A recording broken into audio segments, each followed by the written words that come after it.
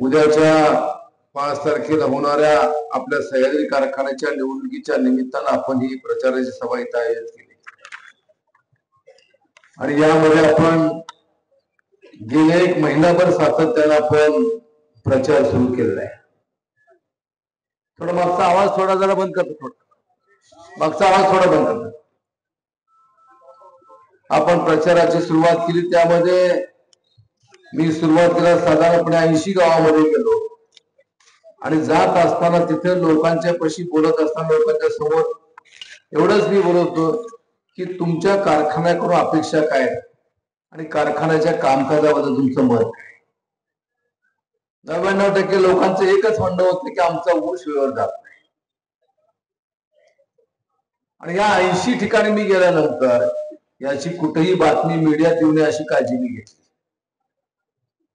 कारण एक आहे की शेवटी आपला सभासद आपला शेतकरी त्याला जर भेटायला जात असताना त्याचा प्रचार प्रसार करणं हे निवडणूक लागण्याच्या अगोदर गेलो आणि निवडणूक लागल्यानंतर मग आपण जाहीर सभा घ्यायला सुरुवात केली. त्याची प्रसिद्धी त्या ठिकाणी.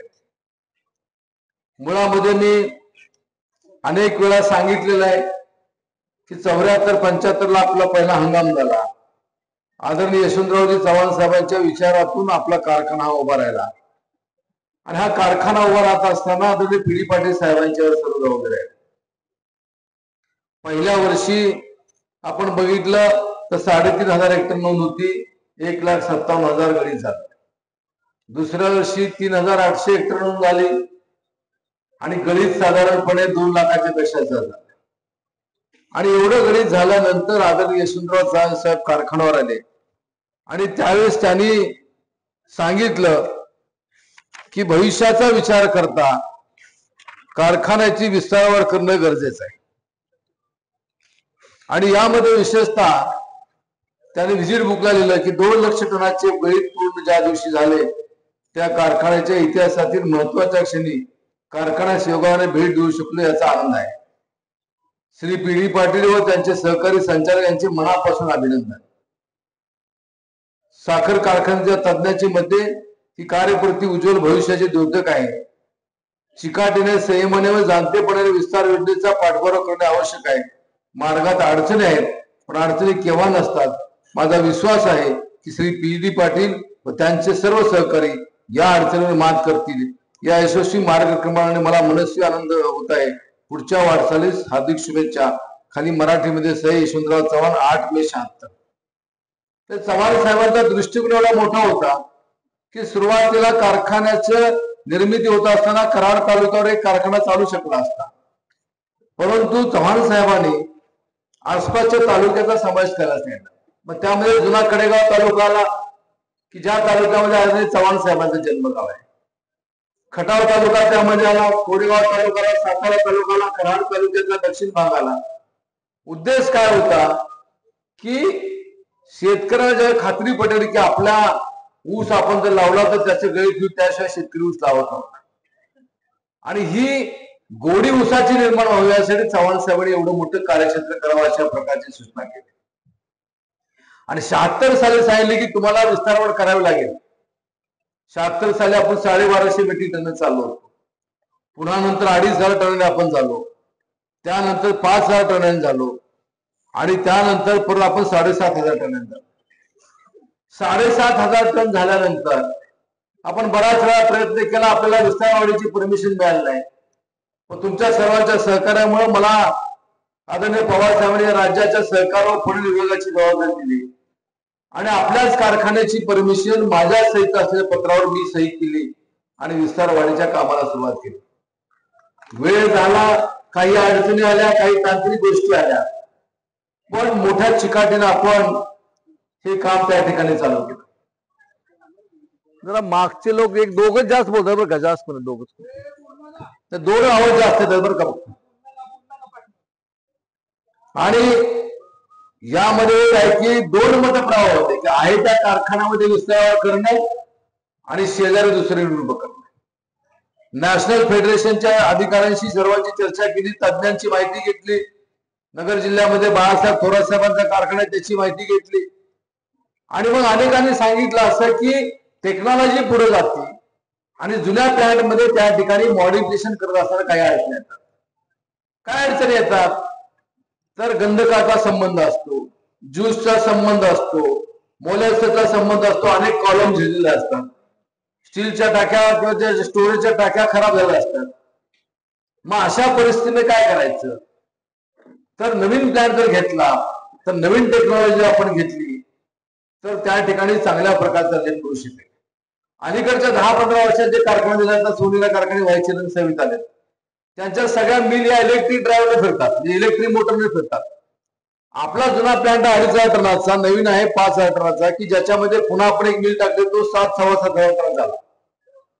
हे आता फिरताना कशापर्यंत फिरतंय? तर टर्बाईनच्या सहाय्याने फिरतंय आणि मग त्यासाठी बघायच अधिकचा जातो, आवाज मोठ्या प्रमाणात येतो. या नवीन प्लॅन्ट मध्ये आपण काय काय केलेलं आहे? जुन्या प्लॅन्टचं मी तुम्हाला आपल्या सर्वांना माहिती आहे, 11 लाख क्विंटलचे गोडाऊन आपल्याकडे आहेत.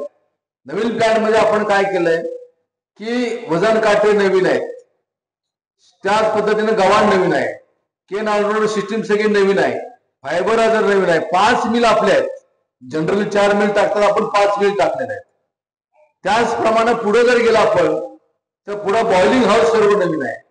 त्याच पद्धतीनं शुगर ग्रेडर हे सर्व नवीन आहे. 150 टनाचा बॉयलर नवीन आहे. त्याच पद्धतीने टर्बाईन 18 मेगावॉटचे हे नवीन आहे. आणि एवढं करून 5 लाख क्विंटल साखर आले एवढे 2 गोडाऊन आपण बांधले आहेत. आणि मी तुम्हाला आज सांगतो, आज इथे सांगता सभा होते, इथून आम्ही कोपड हॅव्हीला जाणार आहे. मी आतापर्यंत कुणाला बोललो नाही, आता मी बोलतो. माझ्या मिलचे साईज 40-80 आहे. 5,000 टनाच्या आत 1 टन सुद्धा घेत होणार नाही. मूळचं त्या ठिकाणी 7,000 टन आणि हे 5-12,000 टनाच्या आत अजिबात येणार नाही. आपल्या अडचणी मी समजू शकतो त्या ठिकाणी, वेळ झाला. कारण असे निर्णय घेत असताना आपण जर बघितलं तर सगळा आर्थिक समतोल साधणं गरजेचं असतं. पण हे सगळं करत असताना जिल्हा बँकेच्या वतीनं आपण कर्ज त्या ठिकाणी घेतलं, जिल्हा बँकेने आपल्याला त्या ठिकाणी सहकार्य केलं. आता एक प्रचार त्या ठिकाणी मोठ्या प्रमाणावर केला जातो की त्यामध्ये कारखान्यावर कर्ज जास्त अशा प्रकारचं सांगितलं जातं. कर्ज कुणाला मिळतो? ज्याची बाजारामध्ये पत आहे त्याला कर्ज मिळतं. ज्या कारखान्याच्या कार्यक्षेत्रामध्ये ऊसाचं क्षेत्र जास्त आहे, स्वतःचं क्षेत्र जास्त आहे, त्याला त्या ठिकाणी कर्ज मिळतं. आपला जवळ 40-42% ऊसा बाहेर जातो. आणि मग एवढा ऊस जर बाहेर जात असेल तर याचा अर्थ की सह्याद्रीवर सभासदांचा शेतकऱ्यांचा विश्वास आहे. मी सहकार मंत्री असताना काही लोक बाहेर यायचे, चेअरमन लोक यायचे, मी गमतीनं म्हणायचो की ज्या कारखान्याच्या कंपाऊंडच्या बाहेर आल्यानंतर ऊस जो असतो तो कारखाना सक्सेस होतो. आपल्या कारखान्याच्या अवतीभोवती ऊस आहे. आपल्या कारखान्यानं 16 लहान मोठ्या लिफ्ट इरिगेशन उभ्या केल्या, त्या चांगल्या प्रकारच्या चालवल्या. जे आरफरचा कॅनल आहे त्यासाठी 99 साली आपण प्रयत्न केला, त्या कॅनल मधून पाणी आलं, मसूर भागाच्या खालच्या भागाला पाणी गेलं. वरच्या भागासाठी आपण धनगरवाडी हनबरवाडी योजनेचा त्या ठिकाणी पाठपुरावा केला. हनबरवाडी योजना सुरू झाली, धनगरवाडी योजनेची परवा ट्रायल झाली. ट्रायल घेतली, चांगली गोष्ट आहे. शेवटी आमच्या शेतकऱ्यांना पाणी मिळणार, या कराड तालुक्यातल्या शेतकऱ्यांना पाणी मिळणार, कोरेगावच्या शेतकऱ्यांना पाणी मिळणार. त्याचंही राजकारण करण्यात आलं. तिथं टीका बाळासाहेब पाटलावर. मग माझं म्हणणं असं आहे की जर तुम्ही त्या ठिकाणी टीका करता तर त्याची ट्रायल सुद्धा 24 तास तुम्हाला का घेता आलं नाही? 6 तास फक्त ट्रायल घेतली, त्या ठिकाणी पाणी पुन्हा गेलं. म्हणजे निव्वळ राजकारण करण्याची भूमिका ही या मंडळीची त्या ठिकाणी दिसते.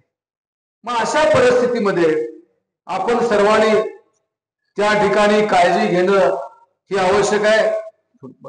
राजकीय दृष्ट्या टीका टिप्पणी होत राहते, शेवटी टीका जी काही झाली पाहिजे, परंतु कोणत्या भाषेत झाली पाहिजे हे सुद्धा महत्वाचं आहे. आज जी टीका करत असताना आरएलएबीची भाषणा केली जाते, एकेरी उल्लेख केला जातो. काय आम्ही काय माणसं नाही का? आम्ही त्या ठिकाणी आम्ही या सर्व सभासदांचा शेतकऱ्यांचा सन्मान ठेवल्यामुळे आम्ही या ठिकाणी आलो आहे. एकदा विजय मिळाल्यामुळे आम्ही उन्माद कधी केला नाही आणि पराभव झाला तो कधी खचून गेलो नाही. पुन्हा बद्दल आम्ही सगळे कामाला लागलेलो आहे. जय पराजय हा त्या ठिकाणी मारतो. अजिताप्पांनी उल्लेख केला. कुणाला आव्हान देता तुम्ही? सह्याद्री कारखान्याच्या स्वाभिमानी सभासद अभिमान त्या ठिकाणी आव्हान देता. 32,205 सभासद आहेत. तुमच्या हे लक्षात आलं नाही की आपण एवढ्या लोकांना आव्हान देतोय. आदरणीय चव्हाण साहेबांचा पुतळा समोर हे तुमच्या लक्षात आलं नाही. आणि काय भाषा, कशा प्रकारची भाषा वापरतात. मी तुम्हाला एक सांगतो की कारखान्यावर त्या ठिकाणी आपण हे काम सुरू केलं, एक वादळ आलं, एक अपघात झाला, सुदैवानं मनुष्याने झाला नाही. बॉयलरची ट्रायल घेतली, 25 वेळा एखाद्या स्टीम हवेत सोडायची होती, 16 वेळा सोडली. आणि त्या ठिकाणी ईपीएस सिस्टीम जी आहे की ज्या सिस्टीम मधून राख आणि धूर जातो, जिथं राख खाली पाडली जाते आणि धूर चिमणीतून जातो, तिथं एक ब्लास्ट झाला. दुर्दैव घटना घडली. थर्मॅक्स कंपनीचा मोठा बॉयलर त्या ठिकाणी आहे. मी ताबडतोब त्या ठिकाणी कारखान्यावर गेलो. दरम्यान अधिकाऱ्यांनी या सर्व कर्मचाऱ्यांना कराडला हॉस्पिटलला ऍडमिट केलं. तिथे गेल्यानंतर थर्मॅक्सचे इंजिनियर आले, त्यांना मी विचारलं बाबा काय परिस्थिती, कसं काय घडलं. मग त्यांनी सांगितलं की कुठेतरी लिकेज राहिला असं. आता त्रागा करून तर चालत नाही, घटना तर घडलेली आहे. मग मी त्यांना विचारलं अशा प्रकारे घटना कुठे घडली, तर त्यांनी सांगितलं कर्नाटकमध्ये नंदी शुगरला घडलेलं आहे, दौंड शुगरला घडलेलं आहे, त्याच पद्धतीनं माळेगाव कारखाना घडलेला आहे. आणि मग अशा घटना त्या ठिकाणी घडल्यानंतर ते काम त्या ठिकाणी सुरू होईल. आता काही लोकांनी काय केलं की सह्याद्रीची निवडणूक जवळ आल्या म्हटल्यानंतर त्याचा सुद्धा इव्हेंट करण्याचा प्रयत्न त्यांनी केला. आणि मग हॉस्पिटलमध्ये ते त्यांची पाहणी त्या रुग्णांना बघण्यासाठी म्हणून गेले. आणि जात असताना मग शूटिंग घेत घेत घेत त्या ठिकाणी गेले. आपण आपल्या पाहुण्याला बघायला गेल्यानंतर फोटो कुठं काढतो भाऊ. माझ्या आयुष्यामध्ये मी तुम्हाला सांगतो, मी आमदार असताना सुद्धा जर एखाद्याचं निधन झालं आणि त्याच्या विधवा पत्नीला चेक द्यायचा असता तर मी फोटो कधी काढला नाही. दुःखाची घटना घडलेली असते, काय फोटो काढायचं सेशन नाही, पेपरला बातमी देण्याचं नाही. ठीक आहे, त्या ठिकाणी गेले. आत गेल्यानंतर रुग्णाशी बोलायचा प्रयत्न केला तर ते बोलत होते, हिंदीमध्ये बोलत होते. मग त्यांच्या लक्षात आलं की हे कॉन्ट्रॅक्टरचे कर्मचारी आहेत. ज्या कंपनीचं काम आहे ते बिहार उत्तर प्रदेश होते. माणूस किमून गेला, आम्हाला आनंद वाटायला वाटला. पण 21 सालच्या महाशिवरात्रीला कराड मधले एका कराड हॉस्पिटलमध्ये एका खाजगी कारखान्याचा चीफ केमिस्ट मरण यातना बघत होता. त्यावेळी तुम्ही काव बघायला गेला नाही? जायला पाहिजे ना, माणूस की तुम्ही मानता ना, मग तुम्ही जायला पाहिजे त्या ठिकाणी बघायला. त्या ठिकाणी तुम्ही बघायला गेला नाही. आणि मग अशा प्रकारचं राजकारण करण्याची भूमिका ही या सर्व मंडळीची आहे. आपण या निवडणुकीमध्ये गेले 1 महिनाभर प्रचार त्या ठिकाणी करतोय. मला विशेष या ठिकाणी एका गोष्टीचा अभिमान आहे. मी आनंद म्हणत आहे, अभिमान आहे. 107 लोकांनी अर्ज भरले. सर्वांना प्रश्न होता की पॅनल तुम्ही कसं निश्चित करणार. शेवटी मला सुद्धा 2 दिवस मी असतोच होतो, कारण अनेक वर्षाच्या सहवासामध्ये अनेक सहकारी संपर्कामध्ये येतात, अनेक कुटुंब संपर्कामध्ये येतात.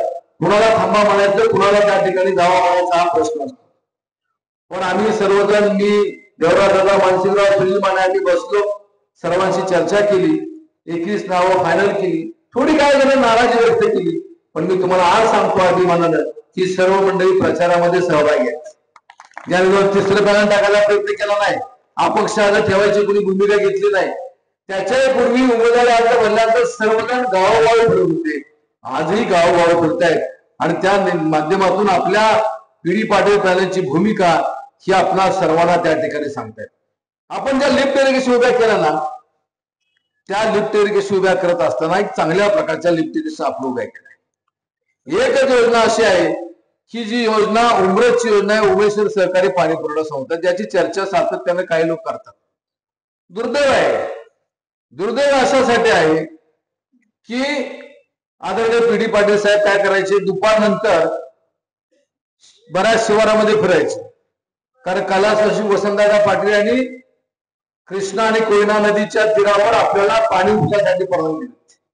उमरतच्या योजनेचं काम त्या ठिकाणी पाण्यासाठी सहज गेले आणि बघत असताना त्या परिसरामध्ये तिथं असं लक्षामध्ये आलं की पाणी शिल्लक राहते.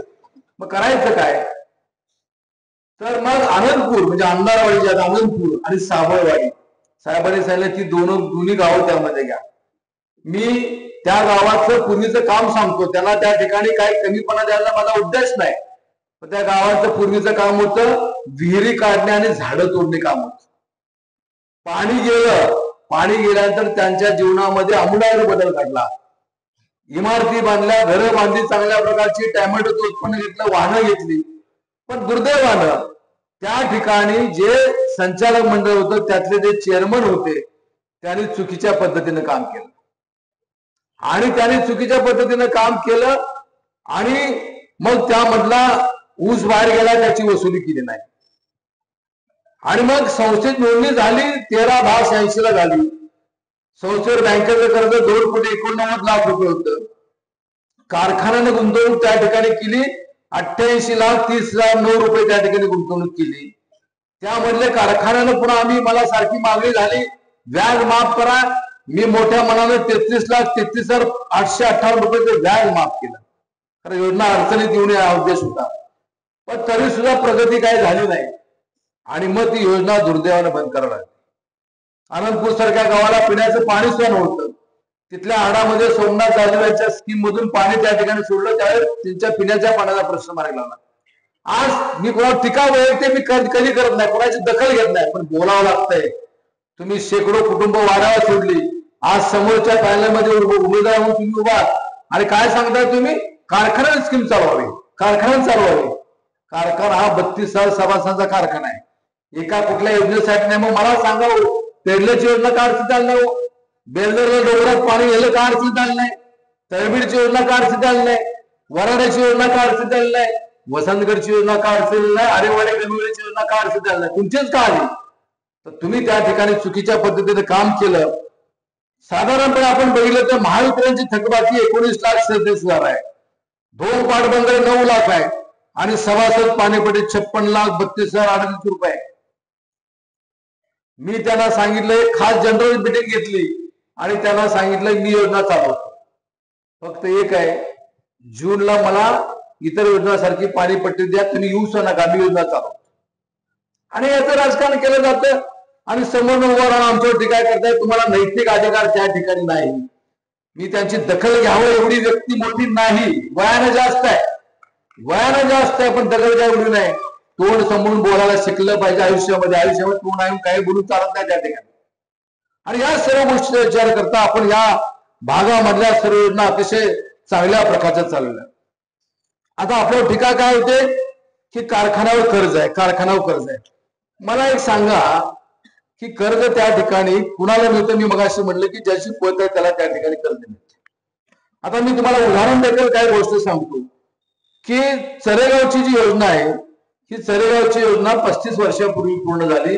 त्याला खर्च आला 2,80,00,000 मी परवा चरेगावला गेल्यानंतर तिथल्या सचिवांना विचारलं, सगळ्यात विचारलं खालकरवाडीचा ऊस किती आलाय, शीतळवाडीचा किती आलाय, भवानी मतदारसंघाचा किती आलाय, चरेगावचा किती आलाय. त्याची बेरीज केली. मी त्याला सांगितलं त्याला 3204 गुणा 50 रुपये अजून नंतर देणार आहोत आपण. रक्कम झाली 15 कोटी आणि वर काय लाभ झाले. 30% ऊस बाहेर गेला त्याचे 5 कोटी धरा, म्हणजे 20 कोटी रुपये गावामध्ये आले. मूळ गुंतवणूक किती आहे? 35 वर्षापूर्वी 2,80,00,000 गुंतवणूक आहे. दरवर्षी गावामध्ये कमी अधिक पैसा येतो. शेतकऱ्यांचं आर्थिक जीवनमान उंचवतो. त्याचप्रमाणे तिथे आपण जर बघितलं तर लहान सहान व्यापारी, किराणा व्यापारी असेल, कपड्याचे व्यापारी असेल, त्यांना त्या ठिकाणी उद्योग मिळतो, पाटकरांना उद्योग मिळतो. आणि हा आमूलाग्र बदल घडावा हीच खरं यशवंतराव चव्हाण साहेबांची भूमिका होती आणि त्या भूमिकेतून सहकारातून काम झालंय. असं सर्व योजनेच्या माध्यमातून काम झालंय. आणि म्हणून कारखान्याच्या आता आपण 5 HP ची मोटर टाकली आणि 1,500-2,000 जर का पाईपलाईन केली, एक समजा 3-3.5 लाख रुपये खर्च आला. एकदा गुंतवणूक केली आपण त्या ठिकाणी 25 वर्ष पाणी घेतो. तसं कारखान्याचं आहे. आपल्याला साधारणपणे आता 2 गोष्टी तुम्हाला सांगतो की आपण मूळची डिस्ट्री आपली 25,000 लिटरची डिस्ट्री मूळची आपली. त्याच पद्धतीने नवीन एक आपण 1 लाख लिटरची डिस्ट्री उभी केली आणि ती करत असताना केंद्र सरकारने एक भूमिका घेतली की केंद्र सरकारनं त्या ठिकाणी सांगितलं की तुम्ही जर अशा प्रकारची डिस्ट्री इथेनॉल प्रकल्प उभा केला तर आम्ही निम्म व्याज तुम्हाला देऊ. आणि त्या अंतर्गत आपला 3रा हंगाम आता सुरू आहे. आपण 1 लाख लिटरचा इथेनॉल प्रकल्प उभा केला की ज्याच्यामध्ये इथेनॉल तयार करता येईल आणि इथेनॉल बंद केलं की RSA करता येईल. आणि त्याप्रमाणे आपण इथेनॉलचा प्लॅन टाकला. त्याचं नॅशनल फेडरेशन कडून आपण DPR केला, म्हणजे प्लॅन एस्टिमेट केलं. 132 कोटी 22 लाखाचा आपण त्या ठिकाणी त्याचं मूळ कॉस्ट होती. आपण तो प्लॅन उभा केला 124 कोटी 4 लाखात उभा केला. 8 कोटीची बचत केली. त्यापैकी आता जे कर्ज आहे त्यापैकी 35 कोटी 40 लाखाची कर्जाची परतफेड सुद्धा आपण केली. त्याच पद्धतीने जे विस्तारावर आपण जे करतोय त्यामध्ये मी सांगितलं की नवीन प्लांट आहे, हा पूर्ण नवीन आहे. आणि यासाठी आपण जे कर्ज घेतले त्याचा डीपीआर वसूल प्रकल्प 448,21,00,000 आहे. तुम्ही म्हणाल एवढं कर्ज कशाला काढलं, पण मी तुम्हाला सांगतो की आपण त्याच्यापैकी आपण उचलले फक्त 384 कोटी. अजून कर्जाची परतफेड सुरू झाली नाही, कारखाना सुरू झाल्यानंतर होईल. 7 वर्षामध्ये नील करायचं आहे. काय फायदा आपला होणार आहे? ऊसाचं गणित जास्त होईल, उत्पादन खर्च कमी होईल, नवीन टेक्नॉलॉजी असल्यामुळे त्या ठिकाणी इंधनाची बचत होईल, बगॅसचं सेव्हिंग होईल, बगॅसचा जो 8-9 कोटीच्या पेक्षा जास्त बगॅस दरवर्षी विकला जाईल आणि पुढच्या 40-45 वर्षाची सोय आपली होती ना. कुठला कारखाना मला बिन कर्जा झालाय सांगावं, पण निवड टीका करते. मग माझा पुढे प्रश्न असा आहे, एवढा जर खर्च आहे की एवढा जर आमच्यावर कर्ज असं तुम्हाला वाटतंय तर तुम्ही तिकडे काय लक्ष देता हो? कशासाठी देता? राजकारण करण्यासाठी. शेवटी मी तुम्हाला सांगतो, मी महाराष्ट्रामध्ये अनेक ठिकाणी बोलले, कोणताही कारखाना असेल तर चेहरा समोर लागतो आणि तो चेहरा समोर असणं गरजेचं असतं आणि तो चेहरा हा स्वच्छ असावा, स्वच्छ कपड्यातला असावा. कारण ज्या कारखान्याच्या चिमणीमधून धूर निघतो त्या धुराचा आणि त्या परिसरातल्या शेतकऱ्यांच्या संसाराशी त्याचा संबंध असतो. हे काय राजकारणासाठी पद नाही. हा, आम्हाला रुबाब मिळतो, चेअरमन म्हणून उल्लेख होतो, ह्या गोष्टी खऱ्या, मान सन्मान मिळतो, पण सर्वसामान्याशी निगडीत राहण्याची भूमिका ही त्या ठिकाणी घेतली जाते. आता आपण जर बघितलं तर दुसरं एक कर्ज आपल्यावर आहे, माल तारणी कर्ज. माल तारणी म्हणजे जेवढं प्रोडक्शन झालंय ते गोडाऊनला ठेवल्यानंतर त्याचं कर्ज. तर साधारणपणे आपल्याकडे 9,71,086 क्विंटल एवढी साखर आहे. त्याचं मूळ व्हॅल्युएशन बँकेत धरलं तर 34 रुपये, आता 35 रुपये केलंय. त्याच्या 90% रक्कम उचलली जाते, ती 397 कोटी 15 लाख आहे. आपण फक्त 279 कोटी 15 लाख उचलले. इथेनॉलचा साठा 20,76,638 लिटर आहे. त्याचा दर आहे 60 रुपये 73 पैसे दरम्यान. आज त्याची किंमत आहे 12 कोटी 61 लाख रुपये. त्याच्यावर 1 रुपयाचं कर्ज नाही. त्याच पद्धतीने अल्कोहोल आपल्याकडे आहे आता 22,98,689 लिटर आहे. त्याची किंमत होत्या 13 कोटी 79 लाख, त्याच्यावर फक्त 2 कोटीचं कर्ज आहे. पहिल्यांदा असं घडतंय की आपली डिस्टरी आता सध्या 2 दिवस बंद आहे, पण बगॅस आपल्याकडे शिल्लक आहे, मोलॅसेस शिल्लक आहे आणि त्यामुळे आपली डिस्टरी ही पुढे सुद्धा त्या ठिकाणी चालणार आहे. 1 महिनाभर पुढे साधारणपणे त्या ठिकाणी डिस्टरी चालेल आणि त्या माध्यमातून चांगल्या प्रकारचं काम हे होईल. दिवसाला 1 लाख लिटर आपल्याला प्रोडक्शन मिळणार आहे. 1 लाख म्हणजे 60 रुपये भरले तर दिवसाला तेवढं प्रोडक्शन आपल्याला मिळणार आहे आणि हा आपला वाढाव आहे. त्याच पद्धतीने एक आरोप केला जातो की तुम्ही मयत वारसाची शेअर करत नाही. 8 वर्षामध्ये साधारणपणे 1981 लोकांचे मयत वारस शेअर आपण पूर्ण केले. परंतु काही प्रकरण असे आहेत की भाऊ सही देत नाही, बहीण हक्क सोडपत्र देत नाही आणि त्यामुळे 1196 शेअर हे अपुरे राहिले. मग त्यासाठी काय केलं आपण?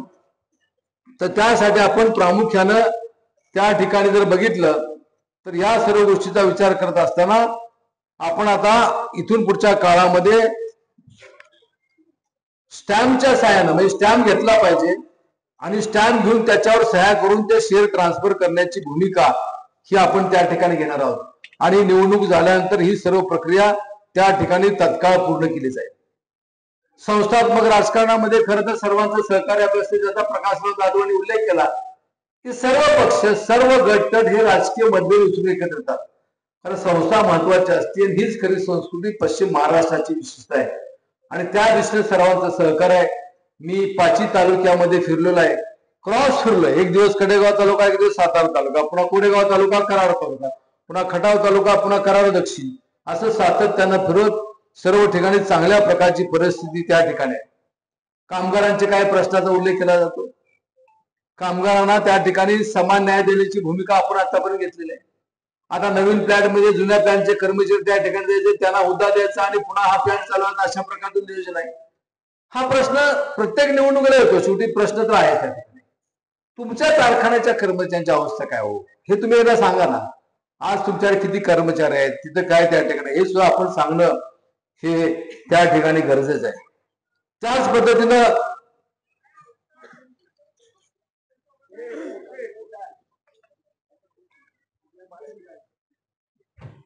त्याचप्रमाणे काय होतं की ऑडिट रिपोर्ट मध्ये काय होतं, जे ऑडिट केलं जातं त्यामध्ये काय रिमार्क येतात आणि त्या रिमार्क मध्ये काय आलं, एक 4-5 वर्ष सलग की तुम्ही जे ऊस बाहेर घालतात त्यांच्यावर काहीच कारवाई करत नाही. कारवाई म्हणजे त्यांना काही सूचना देत नाहीत.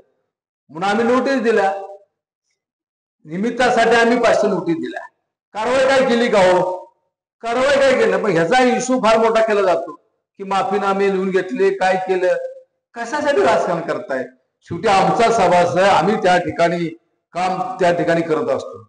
सह्याद्री कारखान्याचं नाव जे आहे ते नाव आदरणीय यशवंतराव चव्हाण साहेबांनी ठेवलं. कृष्णा कोयना सहकारी साखर कारखाना, प्रीती संगम सहकारी कारखाना, सह्याद्री अशी 3 नावं. चव्हाण साहेबांनी सांगितलं कृष्णा कोयना आणि प्रीती संगम यामध्ये पावित्र्य आहे, ही आपली ओळख आहे, पिढ्यानपिढ्या नद्या वाहतात. पण हा सह्याद्री पर्वत आहे, ज्या सह्याद्रीच्या पर्वताच्या दऱ्याखोऱ्यामध्ये छत्रपती शिवाजी महाराजांनी अनेक किल्ले उभे केले, स्वराज्याची गुढी त्या ठिकाणी उभी केली, परक्यांचं आक्रमण थोपवलं. त्या सह्याद्रीचं नाव दिल्यानंतर ती जी ताकद आहे ती ताकद तुम्हाला प्रेरणा देत राहील आणि त्यासाठी हे नाव आहे. आता काही विषय दर निवडणुकीला आले की काहीतरी विषय त्या ठिकाणी काढला जातो, काही लोक त्या ठिकाणी बोलतात की असं नाव देणार तसं नाव देणार, तो प्रश्न त्या ठिकाणी वेगळा आहे. पण मी तुम्हाला एवढं सांगतो की भावनेवर ठेवून राजकारण करून त्या ठिकाणी चालत नाही. शेवटी आदरणीय यशवंतराव चव्हाण साहेबांचं जे स्मारक हे त्या ठिकाणी. आता आपल्या कारखान्याचे जर मगाशी आजी आपण उल्लेख केला की काही जणांचा जागेवर आपले 325 एकर कारखान्याच्या परिसरामध्ये जागा आहे. त्याच पद्धतीनं जर आपण बघितलं तर आपले 15 गट ऑफिस आहेत. 15च्या 15 गट ऑफिसला आपली जागा आहे. फक्त पार्ले गट ऑफिसची जागा आहे, तिथे इमारत बांधलेली नाही, ते भाड्याच्या ठिकाणी आहे. पुसे सावळीला जागा आहे, आपण बांधलेली नाही, तिथे एका गाळ्यामध्ये ऑफिस आहे, ते बांधणार आहोत. पुसे सावळीची गट ऑफिसची जागा 64 गुंठे आहे. रायगाव गट ऑफिसची 67 गुंठे जागा आहे. एवढ्या जागा आपल्या मोठ्या प्रमाणात त्या ठिकाणी आहे. ही मी प्रत्येक सभेमध्ये सांगत होतो, पण माझ्याकडनं एका जागेचा उल्लेख हा राहिला, तो आपल्या सर्वांच्या पुढे या ठिकाणी मांडतो. त्याला एक विशिष्ट कारण आहे.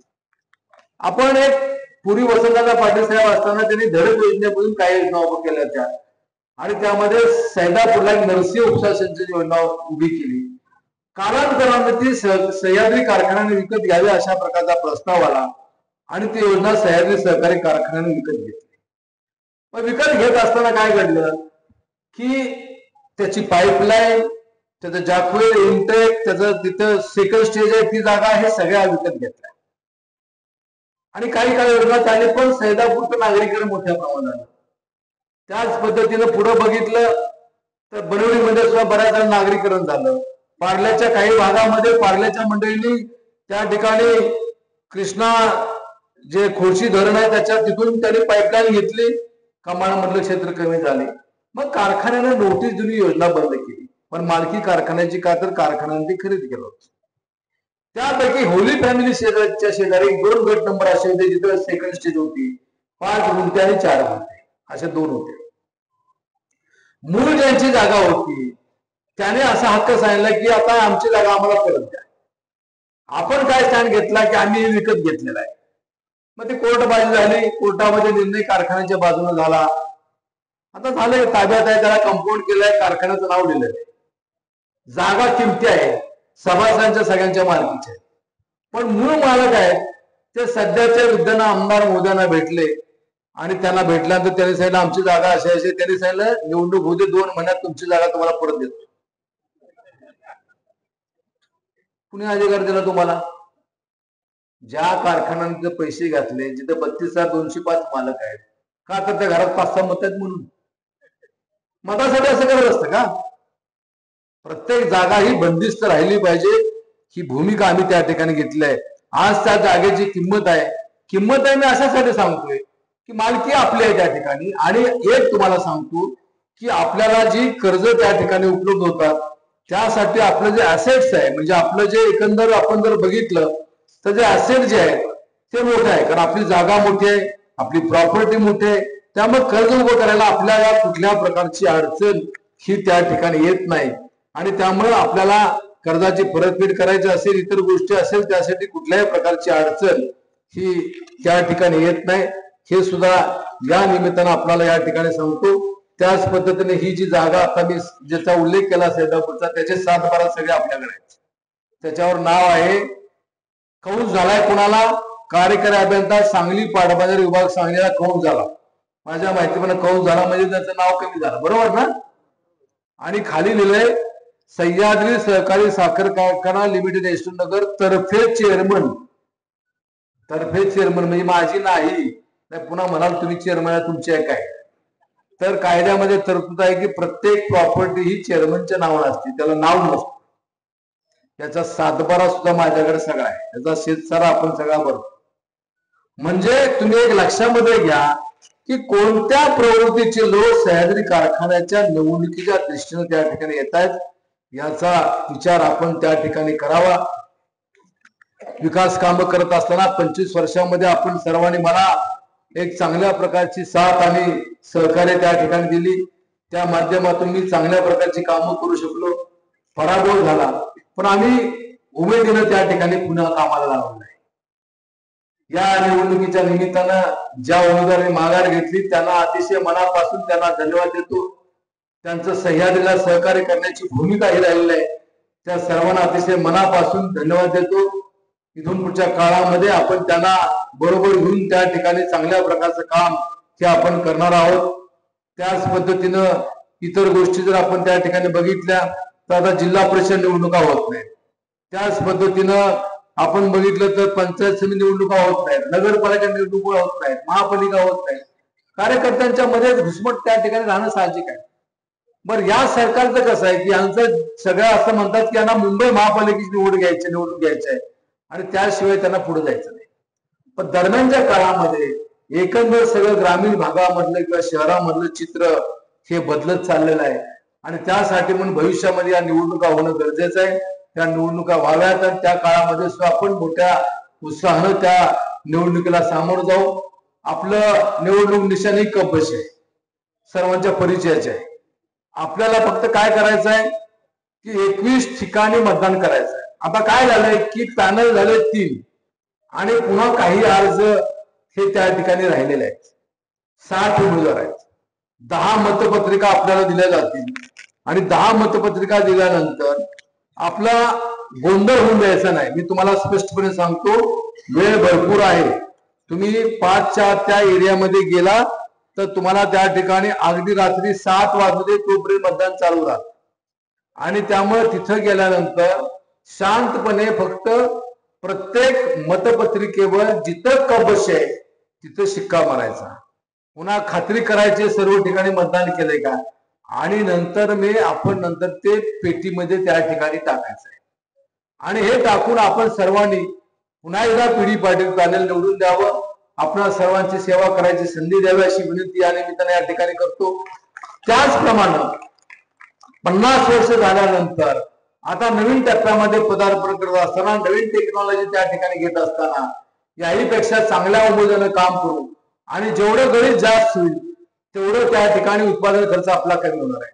आपण दुसरंही बघितलं असेल की परवा आझादी पवार साहेबांनी मीटिंग घेतली होती, AI टेक्नॉलॉजी नावाची टेक्नॉलॉजी द्या की ज्या टेक्नॉलॉजीचा सहाय्याने 21,200 टनापर्यंत उत्पन्न जाईल.